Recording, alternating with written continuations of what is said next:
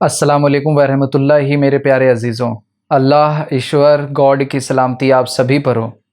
आज जो इस टॉपिक पर हम बात करने जा रहे हैं वो है बाबरी मस्जिद या राम मंदिर। मैं इस टॉपिक पर बात करना इसलिए ज़रूरी समझता हूँ कि कुछ पॉलिटिशियन, चाहे हिंदुइज़्म से हो चाहे मुसलमान से हो, जो अपना कुर्सी बचाने के लिए इस पर रोटी सेकते हैं और लोगों को बरगलाते हैं और उनमें एक दूसरे में नफ़रत फैलाते हैं। तो यहाँ पर अभी मुसलमानों का क्या रोल होना चाहिए और क्या मुसलमान को क्या समझना चाहिए, मैं उस पर आज बात करने लगा हूँ। इंशाअल्लाह आगे इस वीडियो पर उसी पर डिस्कशन करेंगे हम और देखेंगे कि मुसलमान को इस पर क्या रोल इख्तियार करना चाहिए। अल्लाह का नाम लेकर इस वीडियो का आगाज़ करते हैं।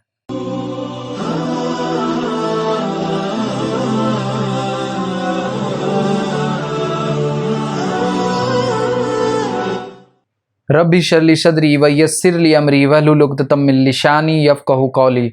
अल्लाह रब्बुल आलमीन से दुआ गो हूँ, मौला मैं जो कहने जा रहा हूँ इस टॉपिक पर, मेरे बात को जो साफ़ साफ़ है दूसरों तक उसके दिल में उतार दे। हम आज जो बात कर रहे हैं वो बाबरी मस्जिद और राम मंदिर पर बात करने जा रहे हैं। तो हमें देखना है, मुसलमान को देखना है कि उस पर मुसलमान को क्या करना चाहिए।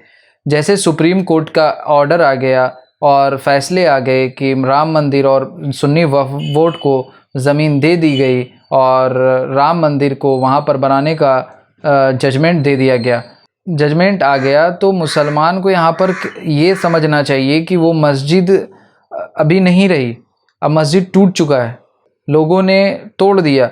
अब इसमें एक सवाल उठता है कि बाबर ने राम मंदिर तोड़कर मस्जिद बनाया, इसमें बहुत कॉन्ट्रडिक्शन है, बहुत सारे इख्तलाफात हैं, मगर ये चीज़ तो हमें अच्छी तरीके से हिस्ट्री याद रखेगी कि बरोज़ 6 दिसंबर 1992 को किसी संप्रदाय के थ्रू वो मस्जिद को तोड़ा गया। ये प्री प्लान्ड था और इसका रिहर्सल भी 5 दिसंबर को किया गया है। ये रिपोर्ट द प्रिंट का है, जो 5 दिसंबर को रिहर्सल किया गया मस्जिद को कैसे तोड़ना है।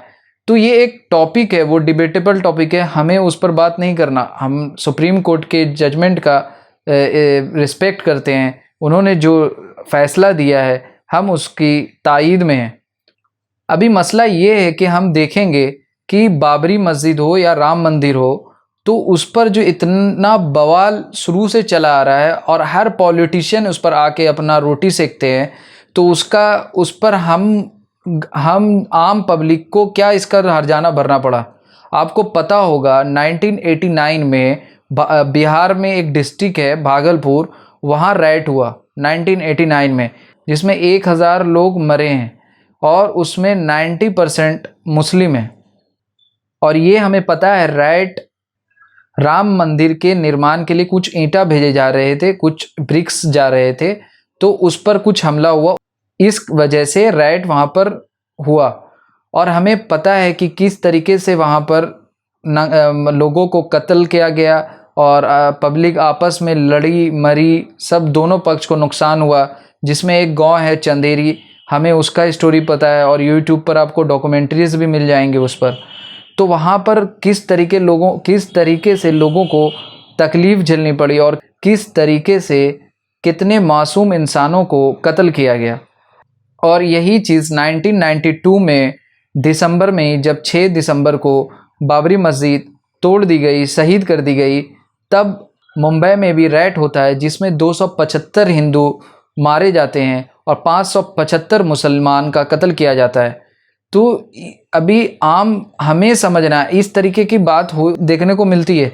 और भागलपुर में जो 1000 के मौत हुई है, उसमें भी 1000 से ज़्यादा मौतें हुई हैं। वो 1000 का सिर्फ आंकड़ा बताया गया है कि इतने लोग मरे। तो मेरा कंसर्न ऑफ द टॉपिक ये है, मैं क्वेश्चन करना चाहता हूँ सभी से कि राम भगवान का मंदिर बना देने से क्या राम भगवान खुश हो जाएंगे? किसी मासूम का कत्ल करके उनका मंदिर बनाया जाए, और अगर वो हयात में होते तो उनसे पूछा जाता कि आपका मंदिर बनाना है और बड़े भव्य तरीके से बनाना है, तो क्या वो खुश होते? नहीं, वो कभी खुश नहीं होते। जब आप उनकी हिस्ट्री पढ़ेंगे, वो इंसानियत का पैगाम देते थे, तो कभी खुश नहीं होते। वैसे ही जब अल्लाह से पूछा जाएगा कि अल्लाह को खुश करने के लिए किसी हिंदू को कत्ल करना या मंदिर तोड़कर मस्जिद बना देना, क्या अल्लाह खुश होगा?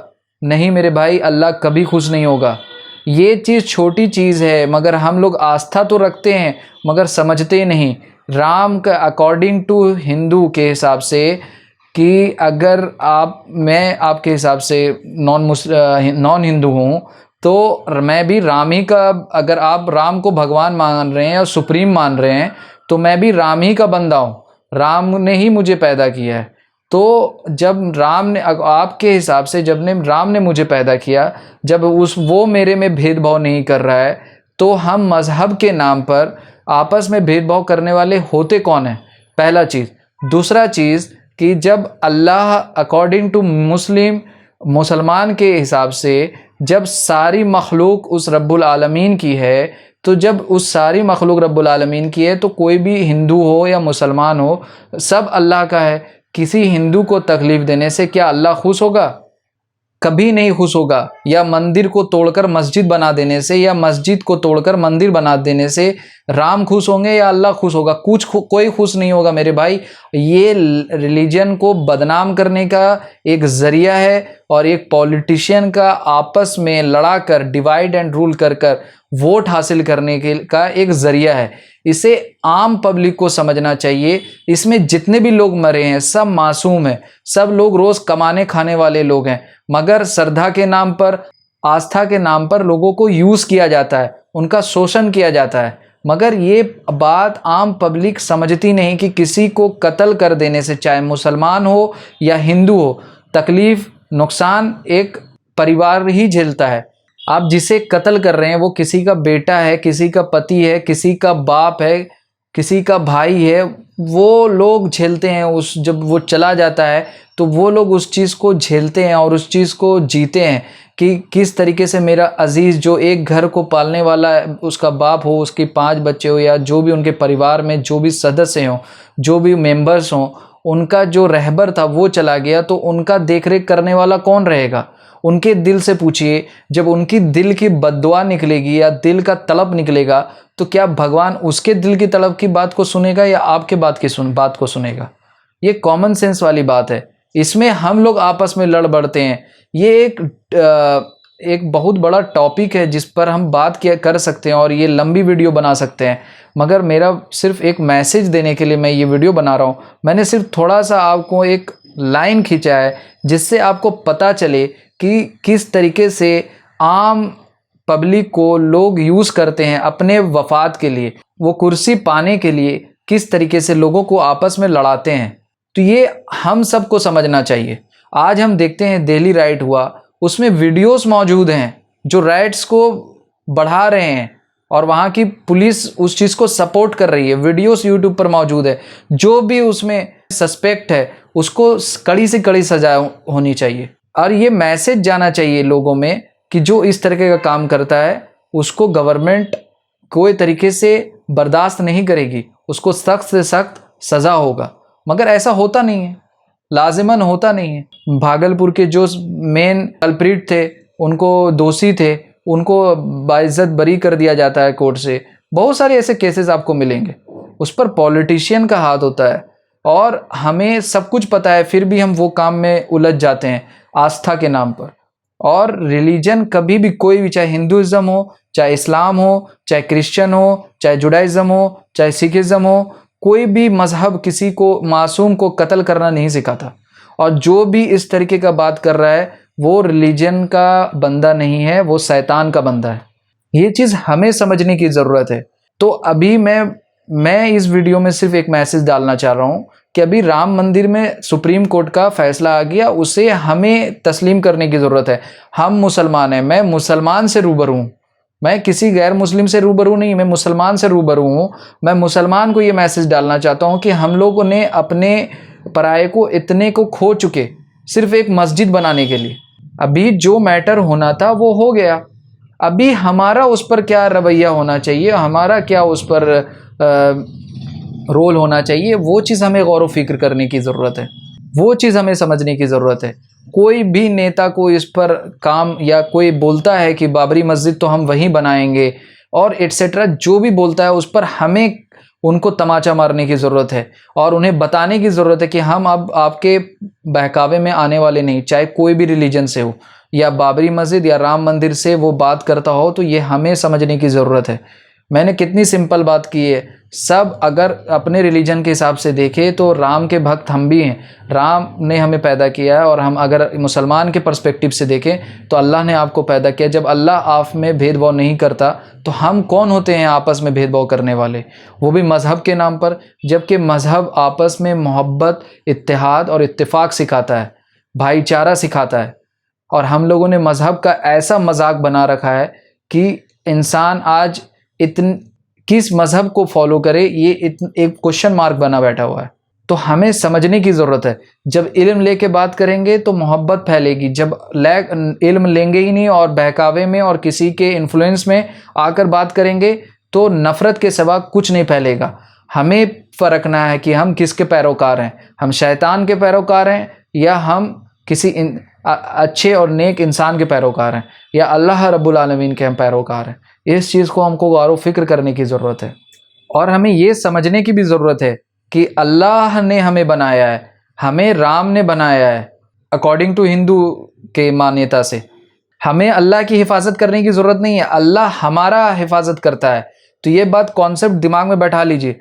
जैसे राम ने, अगर उन हिंदू, अकॉर्डिंग टू हिंदू, कि अगर राम ने हमें बनाया तो राम को ज़रूरत नहीं है कि राम की हिफाजत की जाए, राम हमारी हिफाजत कर रहा है। तो ये कॉन्सेप्ट दिमाग से निकालना पड़ेगा हमें कि अल्लाह हमारी हिफाजत कर रहा है, राम हमारी हिफाजत कर रहा है, तो हमें उनको ज़रूरत नहीं है हमारी कि हम उनकी हिफाजत करें।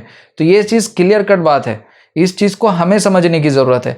और अभी क्या है कि अगर अभी सुप्रीम कोर्ट का फ़ैसला आ गया तो इस पर अभी बात को ख़त्म कर देना चाहिए। अगर वहाँ पर पहले उन लोगों के हिसाब से आर्कियोलॉजिस्ट बोलते हैं कि वहाँ पर नीचे खोदने पर कुछ अवशेष मंदिर के मिले, तो अभी क्या सच है क्या झूठ है वो अल्लाह बेहतर जानता है।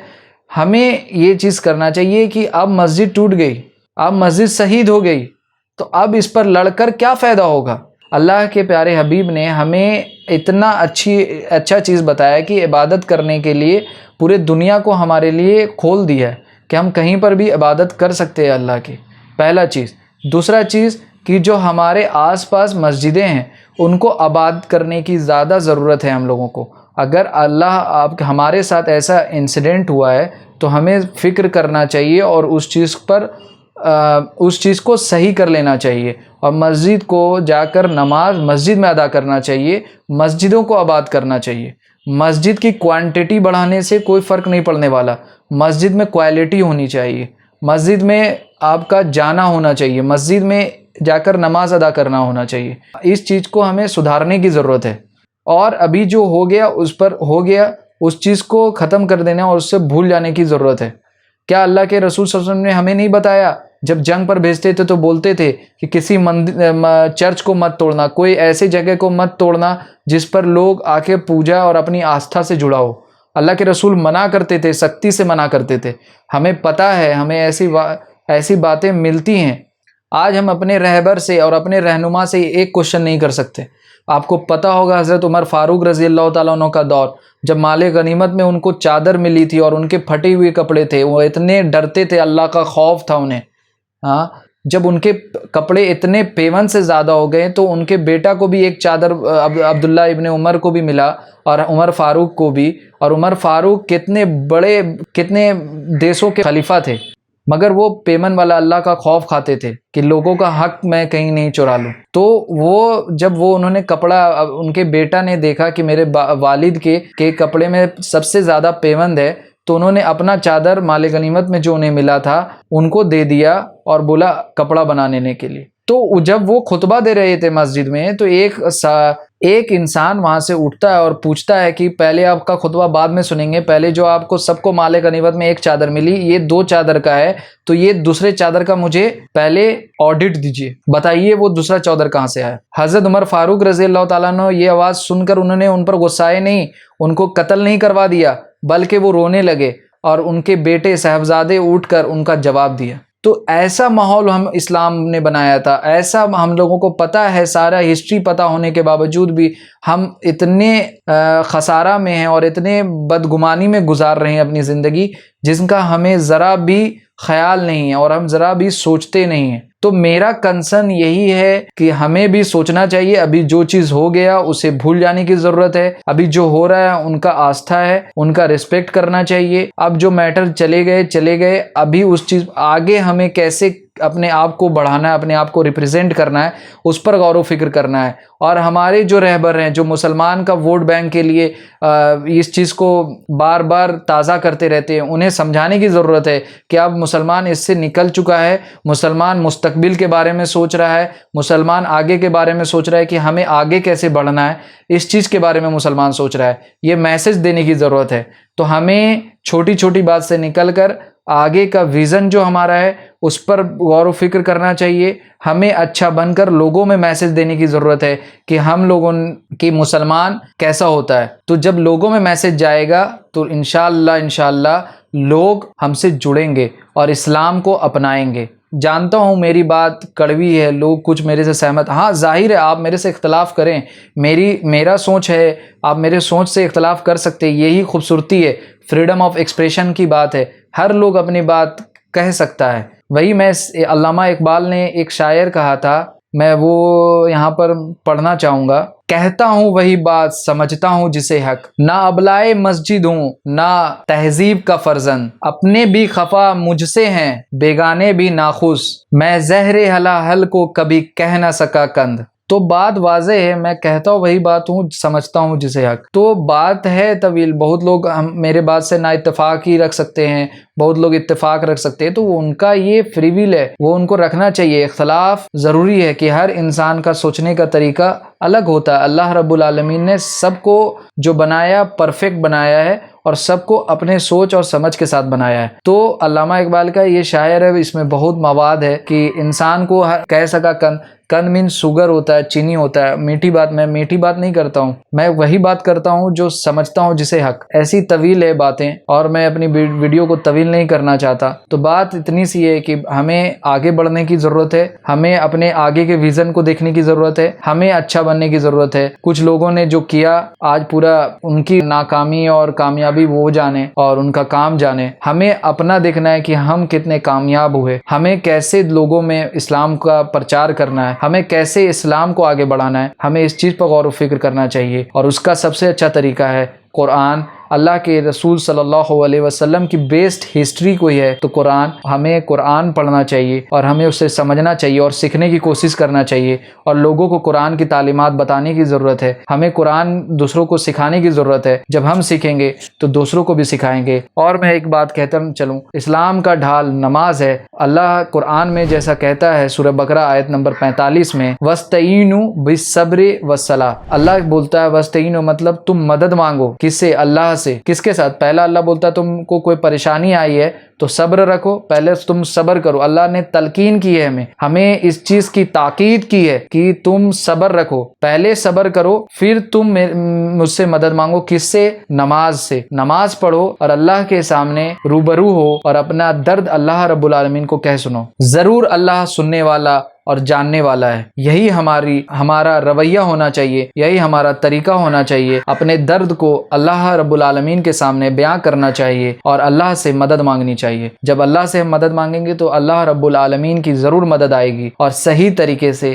हुकूकुल इबाद का ख्याल करते हुए और हमें सही मैसेज दूसरों में पहुँचाते हुए। मैं अपनी बात को ये इसी आयत के साथ इख्तिताम में लाता हूँ और आप सभी से गुजारिश करता हूँ कि इल्म लें और दूसरों में भी इल्म बांटें। जब खुद इल्म लेंगे तब दूसरों में बांटने की आप में सलाहियत होगी। हम सब ये वादा करते हैं कि हम कुरान पढ़ेंगे, समझेंगे और तब दूसरों में पहुंचाएंगे और उस चीज़ पर सबसे ज़्यादा अमल करेंगे। दूसरों की गलतियों को हाईलाइट नहीं करेंगे, ये हमारा मामला नहीं है। हम अपनी गलती को हाईलाइट करेंगे, हम अपने में झांक कर देखेंगे कि मेरे में क्या गलतियां हैं, हम उसको सही करेंगे। दूसरों का मामला अल्लाह बेहतर उसका हिसाब लेने वाला है। अल्लाह रब्बुल आलमीन से दुआ गो हूँ, अल्लाह हम में इल्म लेने का हिर्स पैदा कर दे और हम सब में इत्तेहाद और इत्तेफाक आम कर दे मौला। और जो ये बीमारी चल रही है कोविड-19 की, अल्लाह उससे हमें निजात दे दे मौला, हमें शिफाए कामिल अता फरमा दे मौला। और हम सब में मोहब्बत और प्यार बांटने वालों में से बना मौला, और हमें सच्चा इस्लाम समझने की तौफीक और रफ़ीक दे मौला। आमीन या रब्बल आलमीन। अस्सलामु अलैकुम व रहमतुल्लाहि व बरकातुहू।